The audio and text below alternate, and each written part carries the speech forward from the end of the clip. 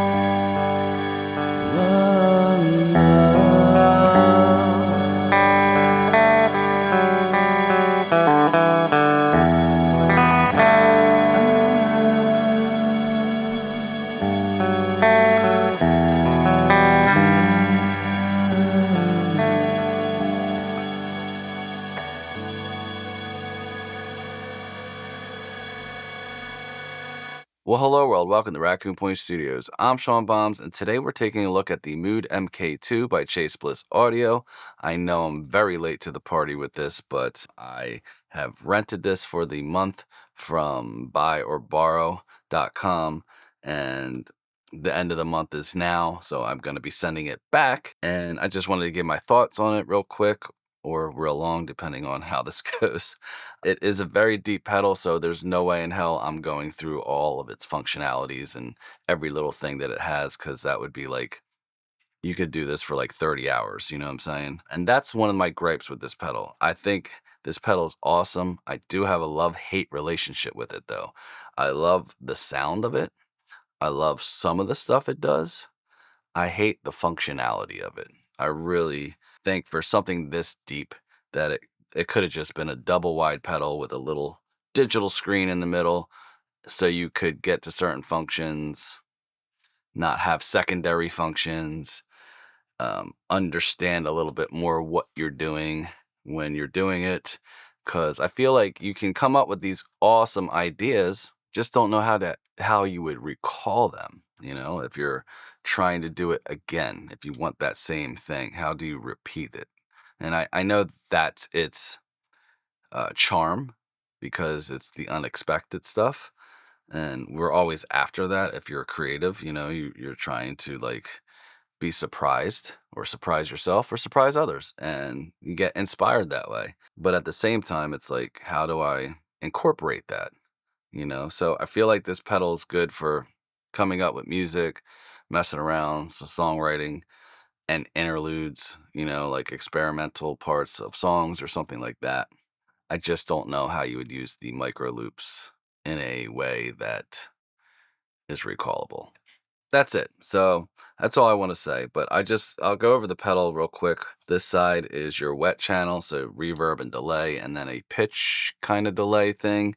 There is a tone knob on here, but it's a secondary function. You hold these two down, and it's one of these. I can't remember. Again, I'd have to open the manual. You have to study. You have to go to college to learn this pedal for real. That's that. And then in the middle, you have your wet dry blend, and then you have your clock, and your clock is going to degrade the sound going to the left. It's going to make it higher quality going to the right. To the left, the more gritty sound that you get is kind of like ring modulating. It also will slow down. You'll get longer delay times, you'll get longer reverb times, but you'll also have more grit and ring modulation type sound going on. Then the higher to the right you go, it'll be more pristine, delays, exact repeats, all that stuff. On this side is your micro loops. So you have tape, stretch, and envelope. We'll go through it a little bit. This isn't a deep dive. I don't want to sit here forever, because you can. I think this takes 270 milliamps if I'm remembering correctly. If not, I will correct it in the text down below. But that's all I wanted to say about it. Did I say stereo in, stereo out, mono in, stereo out, and all that stuff? But it's on one jack, so you need special, a Y cable, TRS to 2TS, and vice versa. All right. So first things, I'm gonna mess around with this delay because for me is really awesome on this pedal. And then I'll show some reverb and I'll show all the effects, and then I'll do a little bit of the micro looping. All right, so let me turn that off. And so I have it set for ping pong. And then this modification will make it the feedback.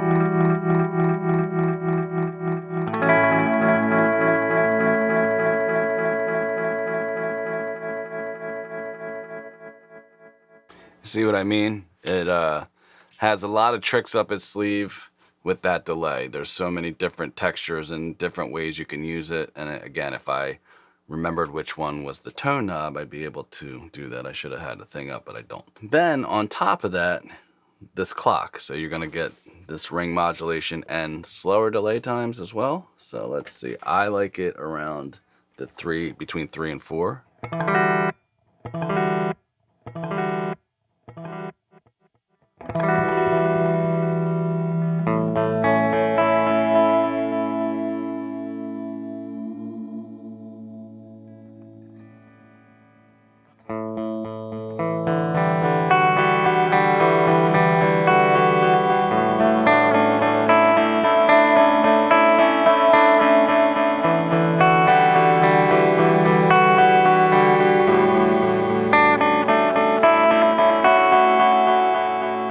And then you can get even worse.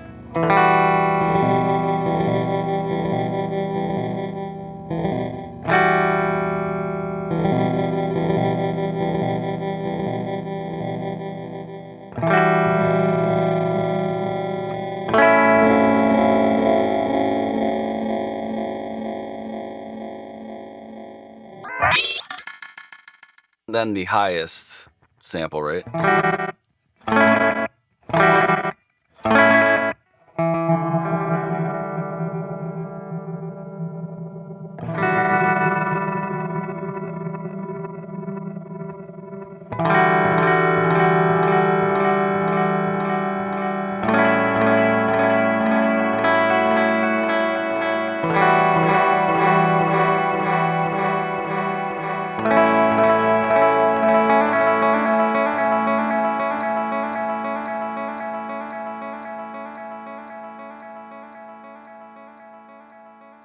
And that's really cool. I mean, it's just, it's kind of like Boss digital delay, like the older DD 7 or 5 or whatever the heck it was, where it's just like a perfect repeat of itself. So yeah, it's really, really good. And then we have the reverb, which I find is really, really good too. So we're going to start with the highest sample rate for the reverb. And the longest of it.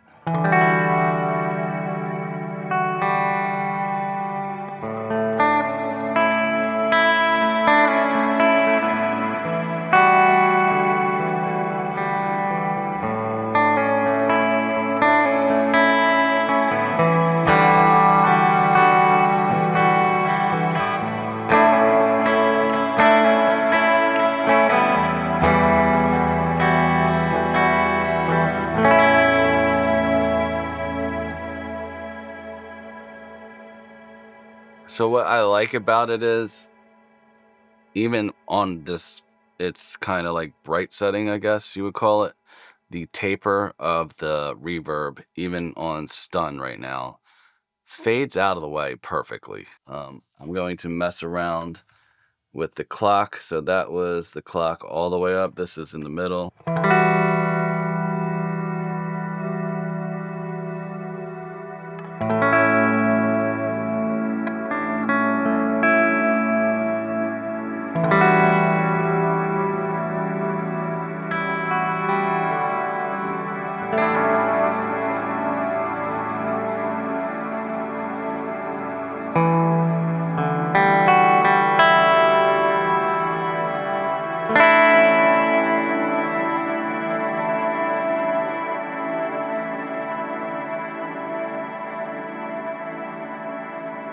It's cool.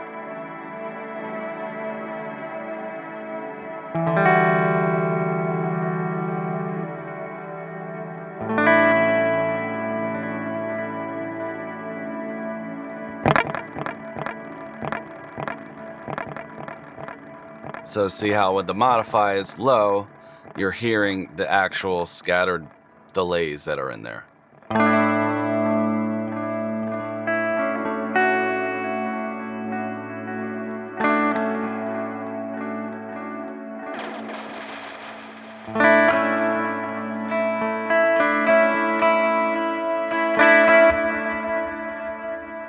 But then once you mess around with the length, then they're kind of hidden. So further over, more smear.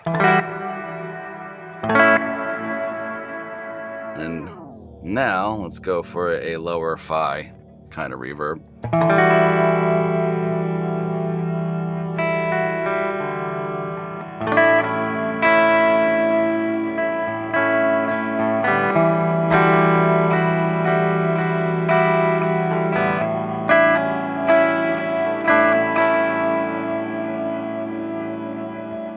So I'm just playing simple so you can hear what the effect is. So, you know, if you want to hear somebody do Steve Vai riffs, not the channel. All right, so let's try this slip, I think it says. Slip. And this one, I think, does like the pitch stuff.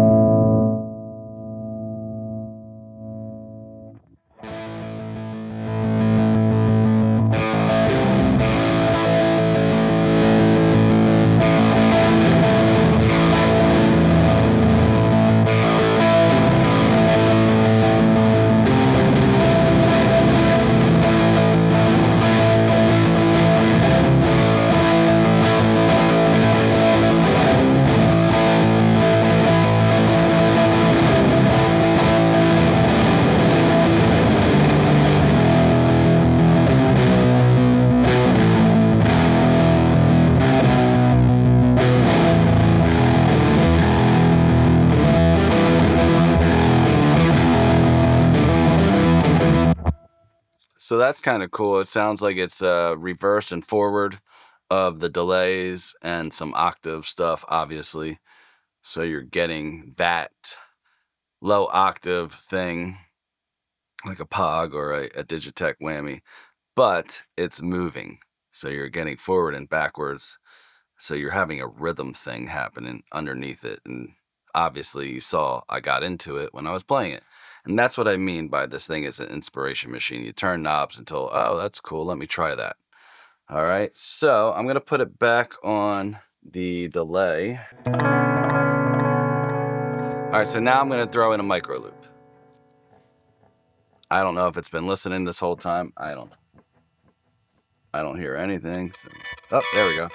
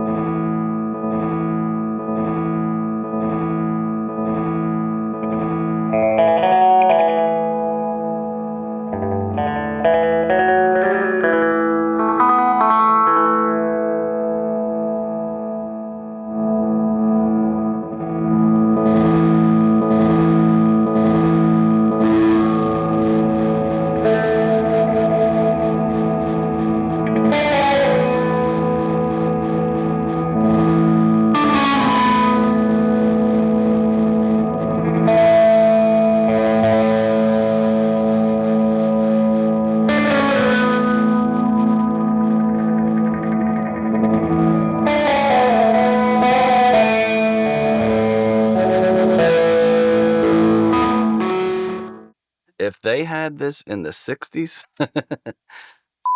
people would still be tripping. All right, we might be in a better place. So I did tape and envelope, and then you have stretch. So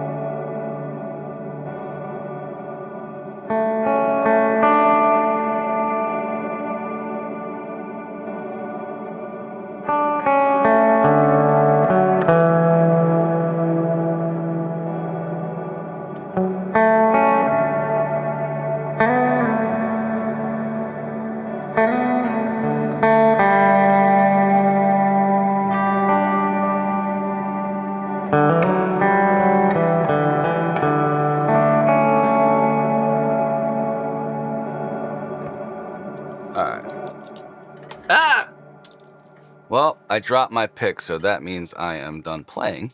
I just, I can get lost in it. You know what I'm saying? And like, I love this kind of ambient music. It's basically, you can make a really cool background music. You can do a lot of interludes with it.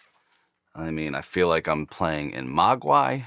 I feel like this could be definitely used for scoring, you know, whether it be haunting sounds or pretty sounds. So again, my thoughts on this pedal are it's an inspiration machine, definitely. I'm sure I'm not the first person to say that, and I won't be the last. If you do not mind the guessing of what's going to happen, then it's right up your alley. If you need more control and more predictability out of a pedal, then maybe not. If you want to just experiment and get lost, again, then this pedal's great. I definitely want to purchase this pedal. I have to send it back. At some point, I will probably purchase this pedal because it does definitely lend itself to just getting lost and playing. And then you can practice and just come up with different stuff and just feel it out. I don't know. There's not much else I can say about it other than it's a great pedal, and hopefully I will be able to purchase one soon. But trying to not spend money right now. Yes, I am. I'm trying not to buy new gear. That doesn't mean you have to buy that pedal. So anyway, that's all I got for this. If you have any questions, let me know down below. I'll try to answer them if I know anything more. And subscribe to the channel, hit the like, hit the bell. I'm trying to get to 500 billion subscribers. So if you could help me out in any way, that'd be greatly appreciated. All right. I will see you in the next one. Bye-bye.